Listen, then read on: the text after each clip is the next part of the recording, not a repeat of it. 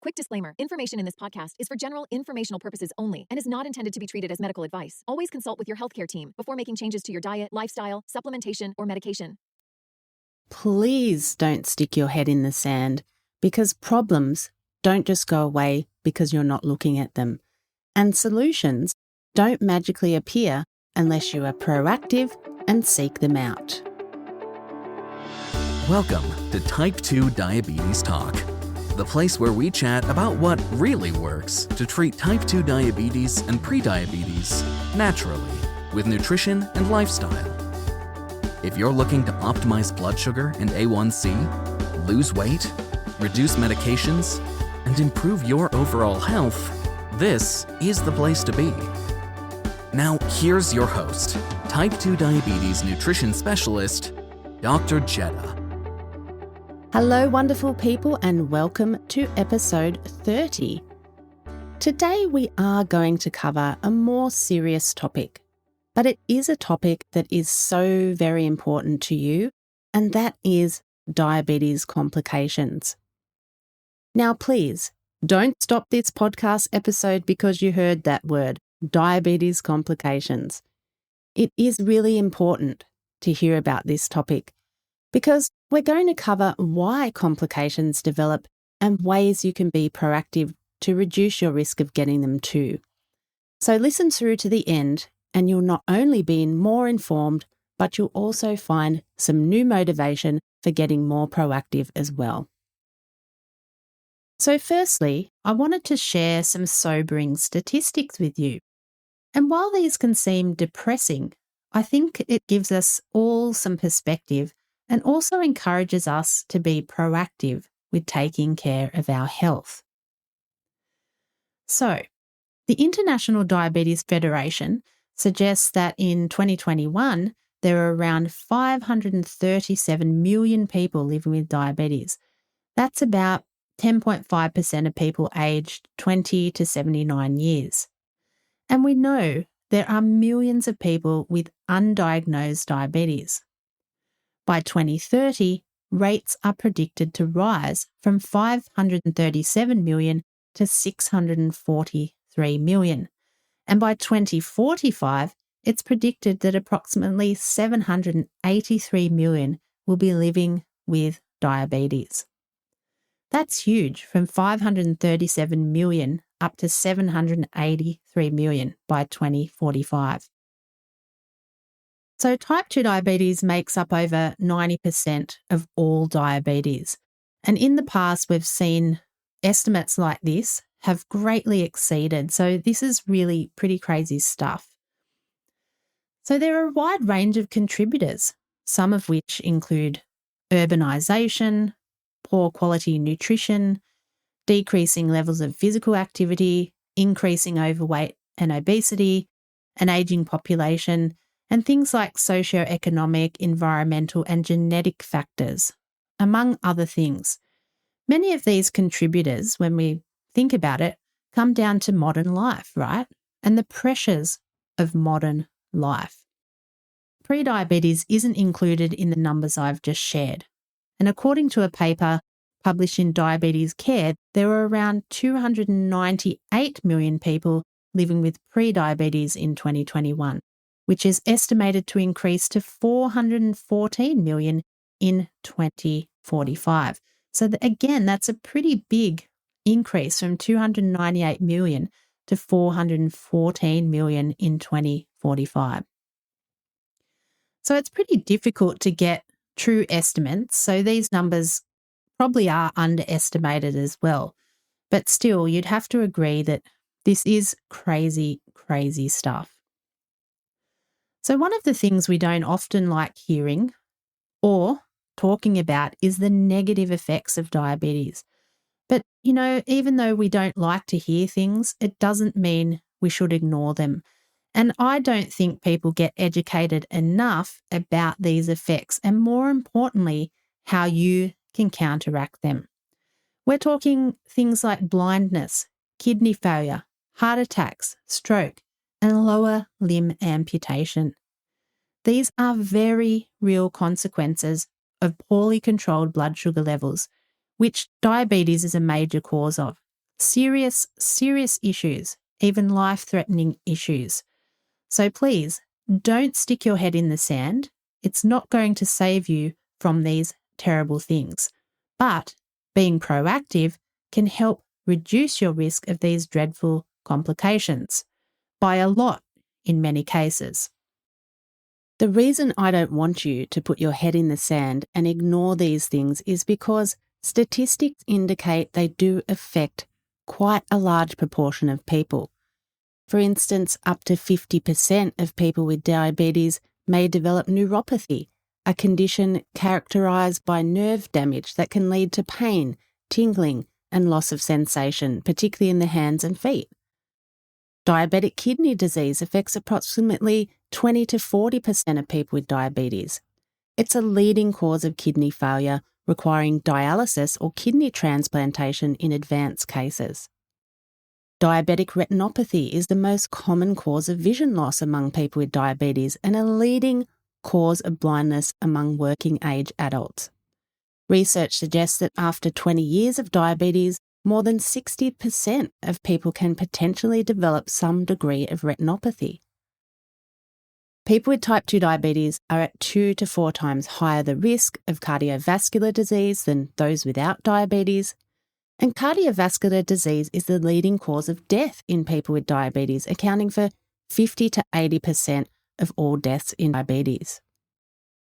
Peripheral artery disease affects about 1 in 3 people with diabetes, leading to reduced blood flow to the limbs, causing pain and infections, and in severe cases may require amputation. As I said, don't stick your head in the sand. These things are not nice. It's not going to save you from these terrible things if you stick your head in the sand, but being proactive can help reduce risk of these dreadful complications by a lot. So let's delve into understanding how these complications develop, as this is crucial for managing and preventing them and protecting your own health. To get our head around this, we need to go back to the basics of blood sugar and diabetes. Understanding the role of blood sugar, glucose, and insulin in the body.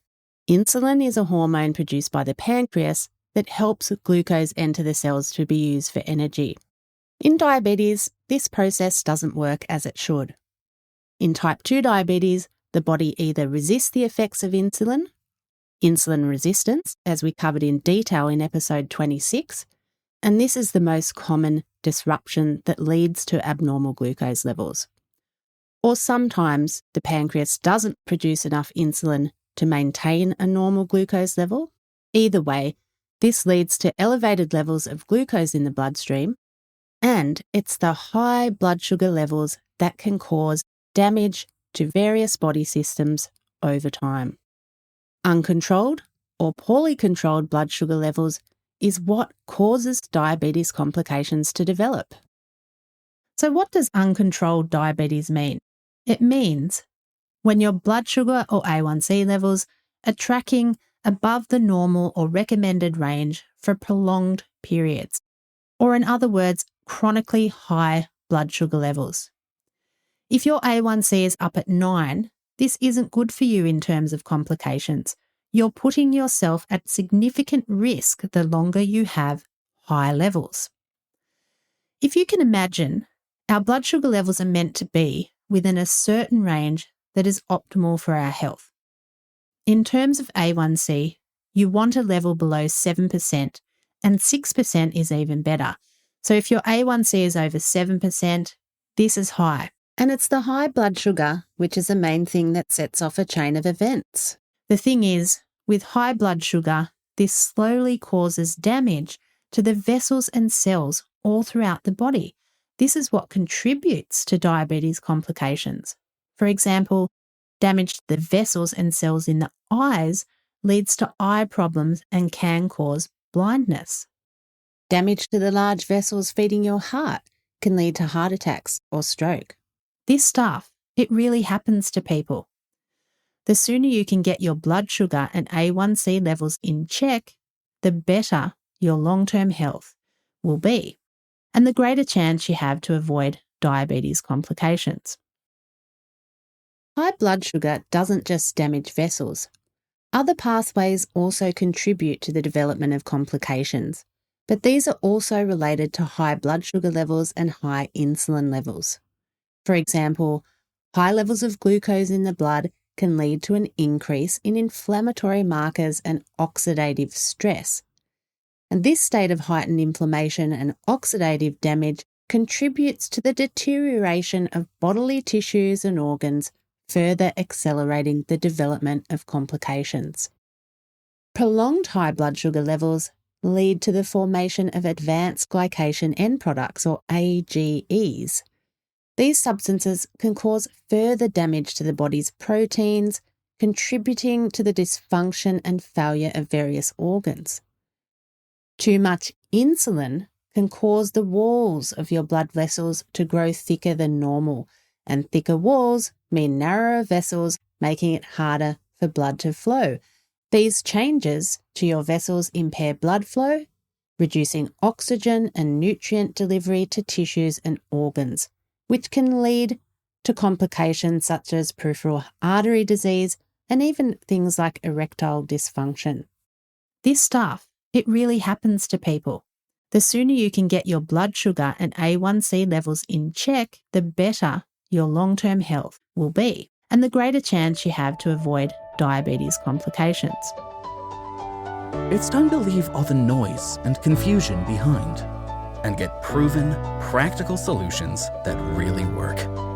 Understand your diabetes and exactly what to eat to keep your blood sugar stable, lose weight, and reduce medications. All this and more is possible with Dr. Jetta's scientifically proven T2 diet program. Take charge of your diabetes health and join the program today. Visit type2diabetestalk.com/programs. In brief, diabetes complications develop through complex mechanisms driven by high blood sugar levels, inflammation, oxidative stress, and the formation of harmful substances like advanced glycation end products. But maintaining your blood sugar and A1C in a healthy range reduces your risk of getting these complications, and the impact can be huge. According to research, an estimated 12% of diabetes-related deaths could be prevented with just a 0.1% A1C reduction. Just 0.1% reduces risk of diabetes-related deaths by 12%. That's pretty significant. And overall, if your levels are high, each 1% you can reduce your A1C, you reduce your risk of diabetes-related deaths by 21%, reduce your risk of heart attacks by 14%, and reduce your risk of microvascular complications like eye issues, neuropathy, and kidney damage by 37%. I mean, imagine if your levels are up at 9% and you can get them down to a better level, 7% or even 6%, you can dramatically slash your risk of these complications. Based on this research, for example, a 3% reduction in A1C reduces your risk of dying from diabetes by 63%. That's huge. And the thing is, the sooner you can normalise your blood sugar levels and keep them there, the better. The sooner you can do this in your pre-diabetes or diabetes diagnosis, the better. But no matter where you are, improving your levels can help reduce risk of these things, and that's the important thing to recognise.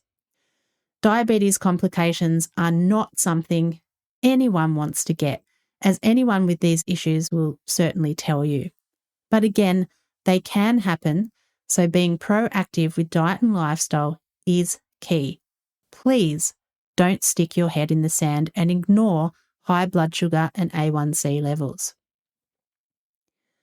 In episode 3, we talked about the power of nutrition to change your diabetes health. It is incredibly powerful, and huge changes can be experienced in a short period of time. If you monitor blood sugar levels on a daily basis, you can see observable changes within days. But the best measure to assess your overall blood sugar control is an A1C test, which your doctor will order through pathology. And with this, you want to give yourself at least 4 months initially to see these tangible changes that you might put in place. So 4 months is 16 weeks. And in the randomised controlled trial I conducted of my T2 diet program, people lowered A1C by an average of almost 1% in 16 weeks, with some people lowering A1C by as much as 3% in the trial. These are life-changing results people are experiencing. And since then, I've seen people in the program lower A1C by as much as 4%. That's a reduction from an A1C at 11% down to 7% in just 16 weeks. Your diet and nutrition is incredibly powerful in helping you achieve and maintain great A1C levels, but also to help reduce your risk of complications by improving so many other layers of your health as well. Diet helps stabilize blood sugar levels, yes, but it helps to reduce inflammation and improve overall vascular health as well. Diet and nutrition really is incredibly powerful, and we've covered so many great topics that can help support you to achieve the best outcomes. For example, we talked about the effectiveness of diet and nutrition in episode 3. We covered what to eat to treat diabetes in episode 5. We covered normal blood sugar ranges and goals in episode 11 with a key tip on getting your A1C levels down. We talked about macronutrients in episode 20, proteins, fats and carbs. And we dove right in to insulin resistance in episode 26, so you could understand the intricate connection it has with your diabetes. Take all these pieces of the puzzle that I've been sharing throughout the podcast episodes and put them into action in your own life, because each step you take will make a big difference. And here's the thing.